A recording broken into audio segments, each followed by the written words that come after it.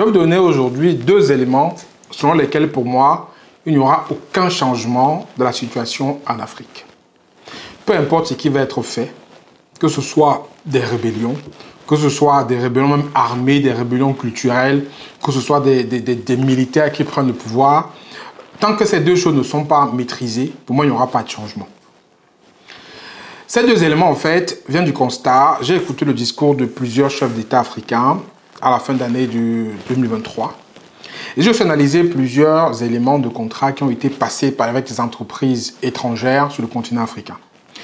Je vais illustrer ça par deux exemples. D'abord, il y a un premier, le président du Gabon, le général Olingi, qui a annoncé que le Gabon allait renationaliser une partie de sa production pétrolière. Parce qu'effectivement, il y a aujourd'hui une société qui s'appelle Morel et Prom, société française, qui allait racheter les actifs, c'est-à-dire les actifs de Assala. Assala qui avait, lui, racheté les actifs de Shell au Gabon.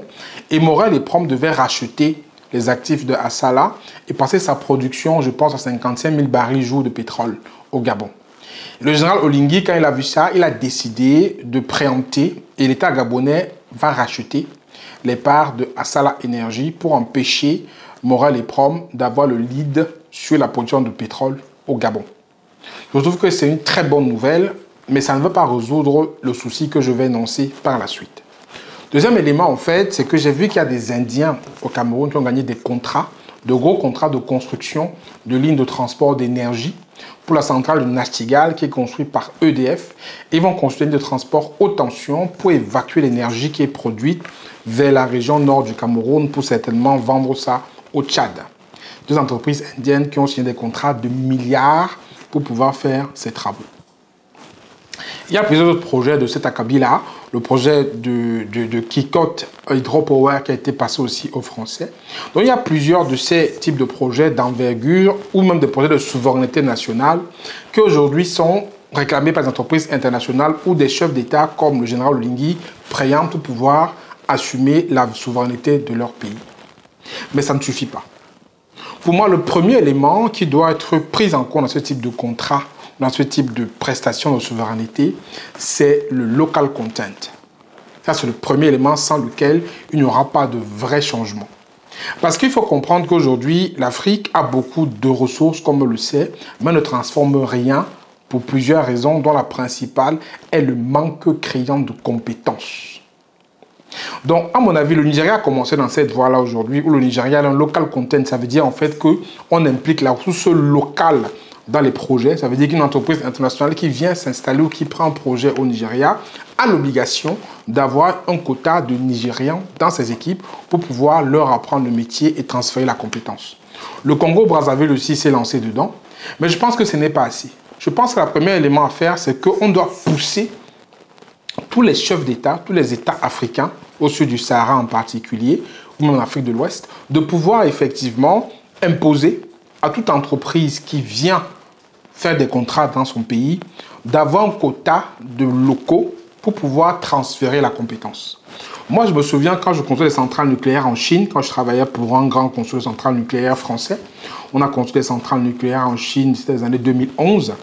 Et moi, je me souviens que j'avais un alter ego, on était plusieurs ingénieurs français qui travaillaient à ce moment sur la centrale, on avait chacun un alter ego chinois.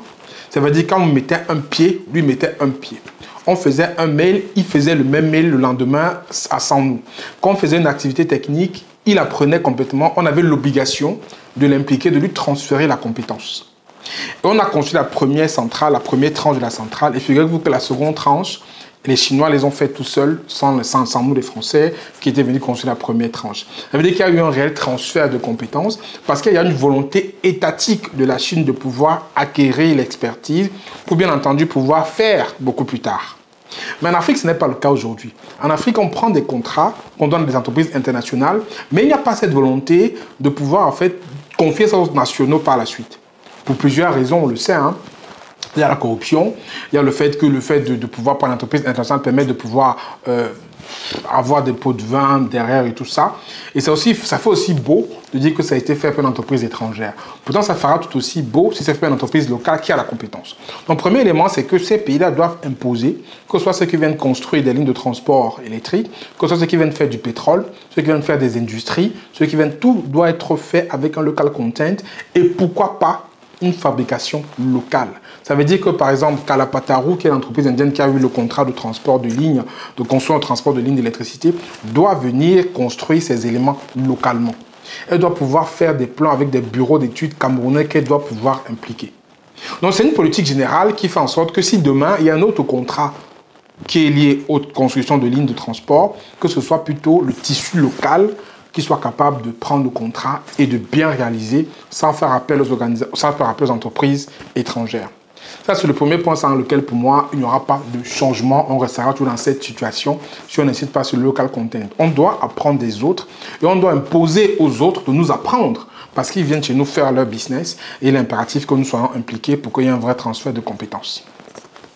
Deuxième élément, en fait, sur lequel on doit pouvoir activer pour que vraiment les choses changent, c'est la vision. La vision que doivent porter nos dirigeants. La vision que doivent porter même ceux qui vivent sur place. Parce qu'on dirait en fait que beaucoup de personnes en Afrique vivent au jour le jour. Ils vivent en fait, ils se lèvent le matin, ce qui m'arrive, m'arrive, ce qui m'arrive pas, ne m'arrive pas. Il n'y a pas de vision. On a vu les États où les dirigeants ont eu une vraie vision, on a vu comment ça changeait. On a vu aussi que cette vision est liée à un leadership. Donc, c'est-à-dire cette vision doit aussi être matérialisée par des actions comme celle que j'ai dit en premier, cette local content, matérialisée aussi par l'éducation. Chaque dirigeant doit se poser la question, de façon collective. Quel Africain on veut en 2050, en 2055, en 2040? Et mettre en place les éléments aujourd'hui pour atteindre cette vision, pour faire cette finalité-là, et mettre en place des étapes step by step pour avoir l'Africain modèle qu'on veut dans 10, 15, 20 ans. Et ça, 10, 15, 20 ans dans la vie d'une nation, ce n'est rien du tout. Mais j'ai l'impression qu'aujourd'hui, ce n'est pas le cas. Il y a certains dirigeants qui ont une vraie vision. Si je prends le cas du Sahel, aujourd'hui, ils disent qu'ils ont une vision de l'AES, mais on voit qu'ils ont des intérêts complètement divergents entre les intérêts du Mali qui était de reconquérir Kidal, l'intérêt du Niger qui est autre, l'intérêt du Burkina qui est de protéger son territoire par rapport aux terroristes. Ils sont déjà trois qui font une alliance, mais avec des visions complètement distinctes et séparées. Comment est-ce qu'on veut qu'à partir de là, on va avoir une vision commune? Il faut que si les États se mettent ensemble de façon régionale, qu'ils essaient d'avoir une seule vision afin de pouvoir la déployer de façon cohérente pour pouvoir réussir et sortir de l'obscurité dans laquelle on est planté aujourd'hui. Donc ça, ces deux éléments-là, pour moi, on a beau faire ce qu'on a beau faire, il a beau avoir des personnes qui se réclament je sais pas, des putschistes ou peu importe, des militaires qui prennent le pouvoir. Tant qu'on n'a pas ça, on n'a pas une vraie acquisition de technologie, pas un transfert fort de compétences et une vraie vision insufflée par un leadership digne de ce nom, on n'avancera pas. Dis-moi ce que vous en pensez par rapport à ces deux éléments. Pensez-vous vraiment qu'il y a d'autres éléments ou que c'est les deux piliers principaux pour lesquels il faut qu'on s'appuie pour changer? Parce que s'il n'y a pas de transfert de compétences, s'il n'y a pas de technologie, tout ça ne sert à rien. Vous avez beau avoir l'uranium, vous avez beau avoir le fer, avoir le manganèse, avoir le diamant. Si vous ne savez pas, vous n'avez pas la compétence et la technologie pour la transformer, ça ne servira à rien. Et ce n'est pas le fait de chasser une puissance, peut-être comme la France ou autre, pour accueillir une autre et vice-versa, qu'on va acquérir cette compétence. Pour moi, on doit prendre de partout. On doit prendre de partout et on doit juste savoir être malin, appliquer cette technologie de pouvoir collecter chaque techno un peu de partout et l'acquérir et l'appliquer nous-mêmes pour devenir beaucoup plus puissants. C'est ce qu'a fait la Chine, c'est ce qu'a fait plusieurs autres pays pour pouvoir devenir ce qu'ils sont aujourd'hui. Ce n'est pas le fait de pointer une puissance du doigt, de la chasser, de dire qu'elle est responsable de tous les malheurs qu'on a sur le continent, que le problème sera résolu. Ça ne changera rien. Au contraire, il faut diversifier les partenariats, prendre ce qu'il y a de bien chez chacun et surtout la transmettre à la population pour qu'elle puisse acquérir la compétence et qu'elle puisse répéter sans avoir besoin d'une aide extérieure afin de pouvoir se prendre en charge elle-même et de réaliser les grands projets elle-même, de faire les grandes machines elle-même, de construire les grands ponts, les grandes routes, les grandes machines industrielles elle-même parce qu'elle a appris des autres. Pour moi, ce n'est que ça le chemin. Le reste après, ça peut être accessoire, mais si on n'a pas ça, on va toujours dépendre des autres. Et je vous assure qu'on ne s'en sortira pas.